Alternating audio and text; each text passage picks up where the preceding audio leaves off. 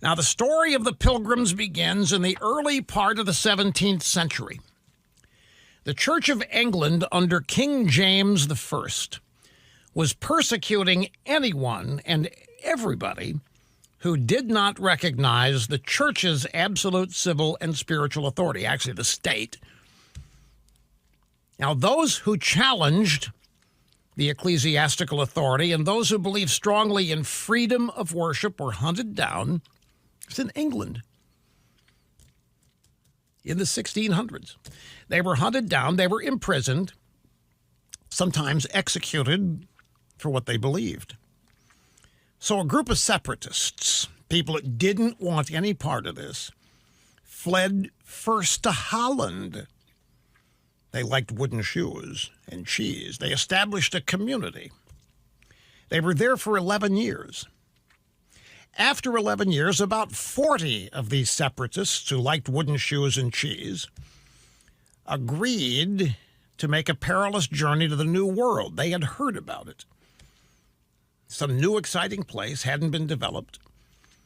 They knew that they were going to face hardship. Hardship like you and I don't know. And I'm not preaching to you. I'm just telling you, we don't know the hardship these people endured. We can't. We are way too advanced now. People who lived in the 1600s would not believe life today. Try to explain flight, jet travel. They wouldn't understand it. They knew they were facing hardship.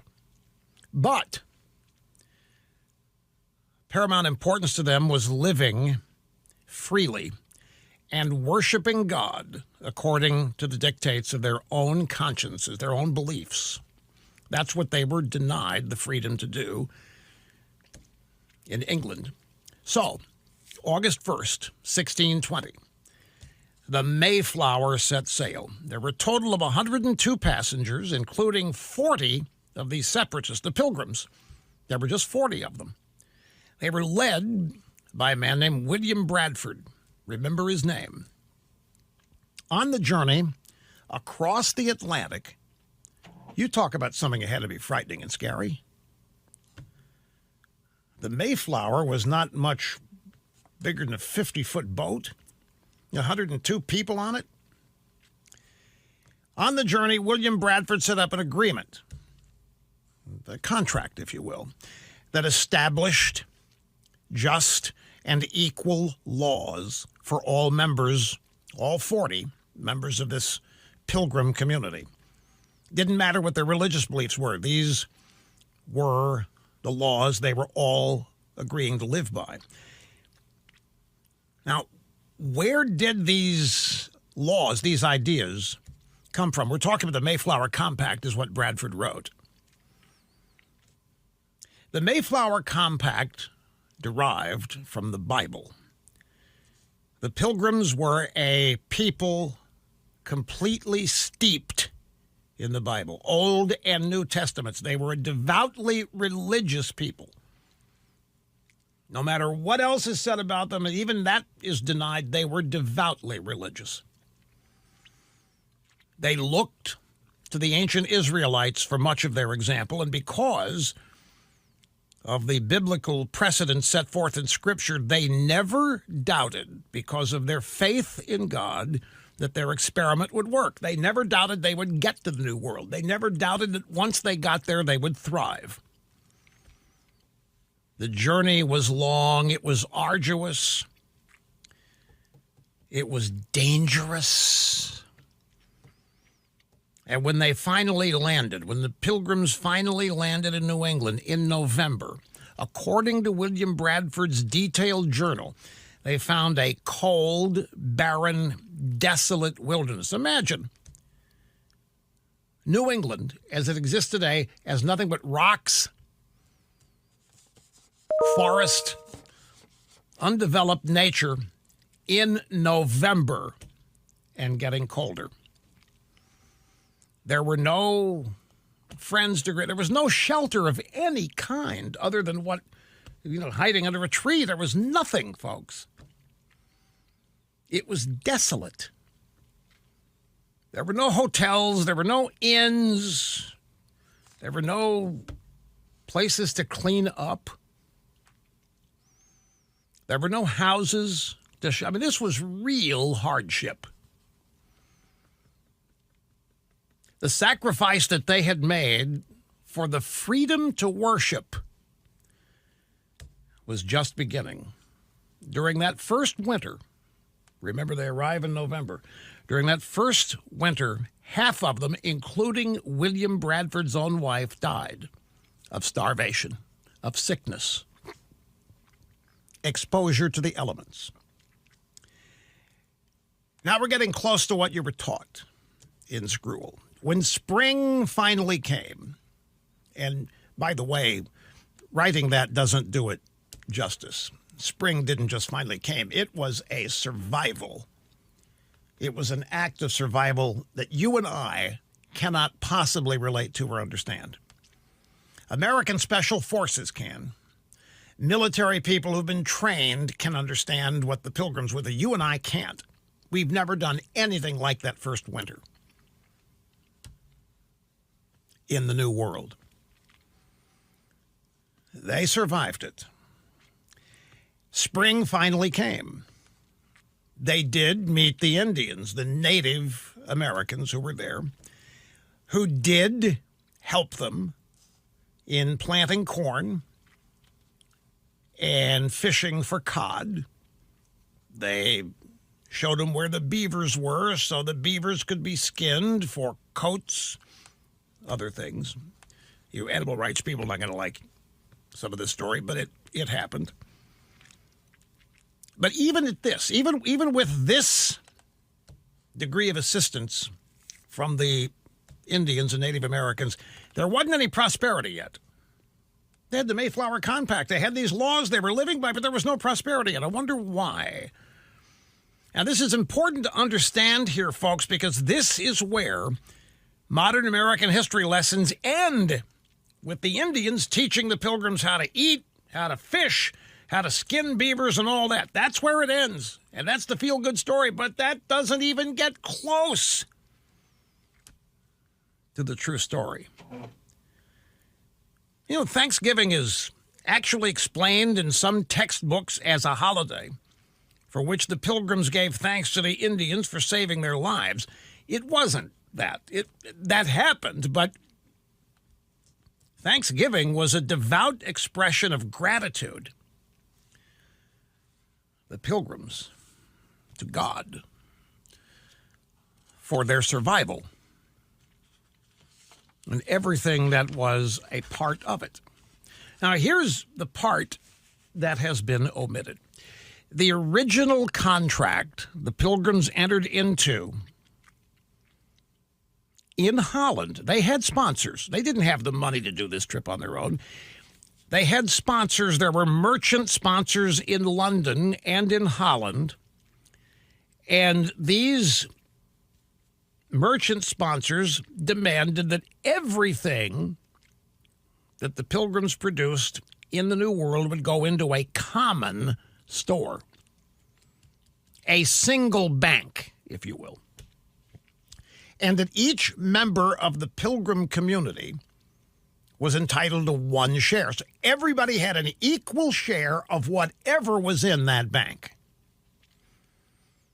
All of the land they cleared, all of the houses they built belonged to that bank, to the community as well. And they were going to distribute it equally because they were going to be fair. So all of the land that they cleared and all the houses they built belonged to everybody, belonged to the community, belonged to the bank, belonged to the common store. Nobody owned anything. They just had an equal share in it. It was a commune. The Pilgrims established a commune, essentially. Forerunner of the communes we saw in the 60s and 70s out in California. They even had their own organic vegetables, by the way. Yep, the Pilgrims, forerunners in organic vegetables. Of course, what else could there be? No such thing as processed anything back then. Now, William Bradford who had become the governor of the colony because he was the leader, recognized that this wasn't going to work. This was costly and destructive, and it just wasn't working. It was collectivism. It was socialism. It wasn't working. That first winter had taken a lot of lives. The manpower was greatly reduced. So William Bradford decided to take bold action, which I will describe when we get back here. So I want to get back to where we left off. William Bradford, the governor of the Pilgrim community, saw that none of this was working. The Mayflower Compact was not working. Giving everybody a single share of stock in the common store, in the common bank, was not working. Collectivism. It was as costly and destructive to the Pilgrims as it is and has been to anybody who has ever tried it. So Bradford decided to scrub it. He threw it out and took bold action. He assigned a plot of land to each family. Every family was given a plot of land. They could work it, manage it, however they wanted to. If they just wanted to sit on it, get fat, dumb, happy, and lazy, they could. If they wanted to develop it, if they wanted to grow corn, whatever on it, they could. If they wanted to build on it, they could do that. If they wanted to turn it into a quasi-business, they could do whatever they wanted to do with it. He turned loose the power of the capitalist marketplace. Long before Karl Marx was even born, long before Karl Marx was a sperm cell in his father's dreams, the Pilgrims had discovered and experimented with what could only be described as socialism, and they found that it didn't work. Now, it wasn't called that then, but that's exactly what it was. Everybody was given an equal share. And you know what happened? Nobody did anything. There was no incentive. Nothing worked. Nothing happened. What Bradford and his community found was that the most creative and industrious people had no incentive to work any harder than anybody else did, unless they could utilize the power of personal motivation. But while most of the rest of the world's been experimenting with socialism for over 100 years, longer now, trying to refine it, perfect it, reinvent it, the Pilgrims decided early on to scrap it permanently. What Bradford wrote about this experiment should be in every school child's history lesson. If it were, we might prevent so much suffering. We might have prevented this election if the true story of Thanksgiving had been taught for years and years and years. And I'll tell you what Bradford wrote and how they fixed it when we get back after this. So William Bradford, after putting everybody in a common store, the Mayflower Compact, they wanted to be fair. They wanted everybody to have one common share of stock in everything that happened that the Pilgrims produced, and it bombed. It didn't work. There was no prosperity. There was no creativity because there was no incentive. Here's what Bradford wrote about the failure. For this community, so far as it was found to breed much confusion and discontent. They were not happy, in other words. This community was found to breed much confusion and discontent and retard much employment that would have been to their benefit and comfort. In other words, nobody worked. The way they set it up killed and discouraged work. There was no need. For young men that were most able and fit for labor and service, sat around and did nothing, should spend their time and strength to work for other men's wives and children without being paid for it. They said, why do that? So they didn't. It was thought to be injustice. Why should you work for other people when you can't work for yourself? What's the point? So you hear what he was saying here, folks? The Pilgrims found that people could not be expected to do their best work without some incentive. So what did they try? What did Bradford's Pilgrim community try next? They unharnessed the power of free enterprise. They invoked capitalism, the principle of private property, all the way back in the 1400s. It was incredible. Every family was assigned its own plot of land, and they could do with it whatever they wanted to do. Bradford wrote, "This had very good success, for it made all hands industrious, so as much more corn was planted than otherwise would have been." So when profit was introduced, when the opportunity to prosper was introduced, it went gangbusters. That, my friends, is the essence of the true story of Thanksgiving. This is where it gets really good. If you're laboring under the misconception that I was taught in school, they set up trading posts, they exchanged goods with the Indians after they had enjoyed this prosperity. It was not the Indians that brought them prosperity, and it's not said to insult anybody. The Indians assisted them on their arrival, undeniably. But what led to prosperity for these original settlers was a discovery that the common store failed. Socialism didn't work when they introduced what turns out to be capitalism. They didn't have the name for it, but when they turned loose individual incentive, keep what you produce, sell what you don't need, they went crazy. This is not something they were taught by anybody but self-experience. It was not the Indians. None of this is said to put anybody down. Don't misunderstand. The Indians did a lot of things that helped them, which I'll get to in just a second, but it was their own industriousness. They set up trading posts. They exchanged goods with the Indians. They sold stuff to them.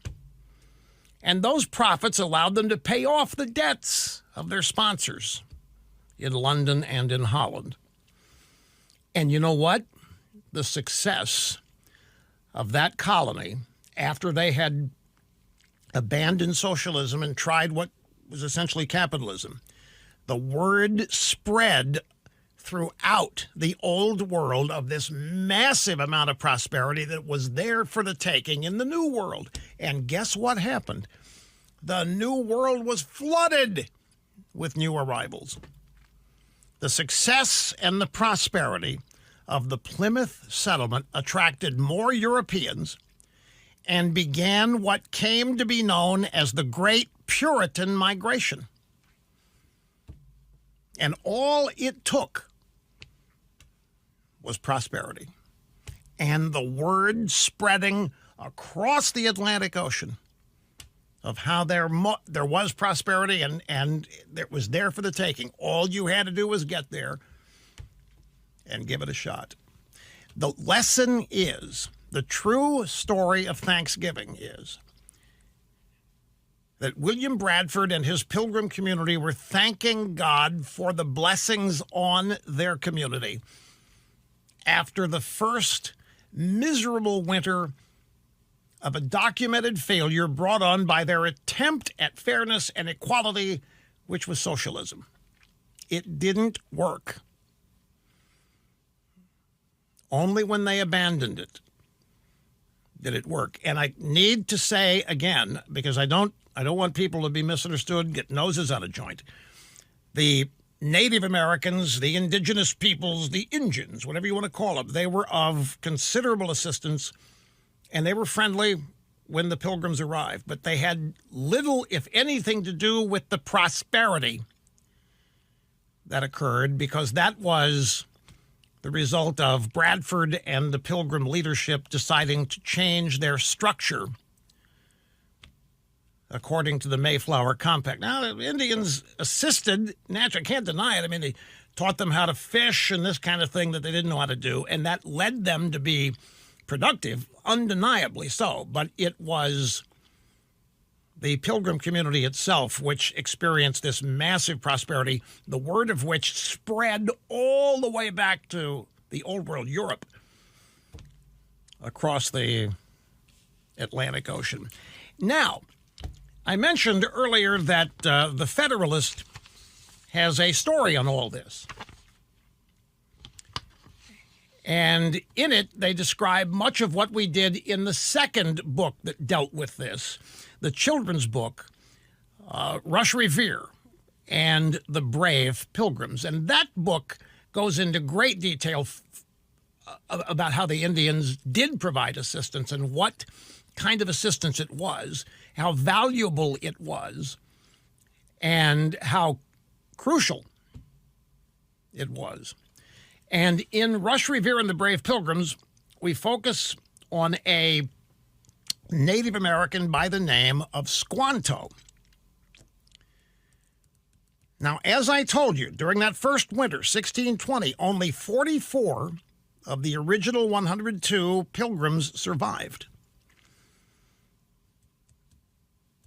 They had an elected governor by the name of John Carver.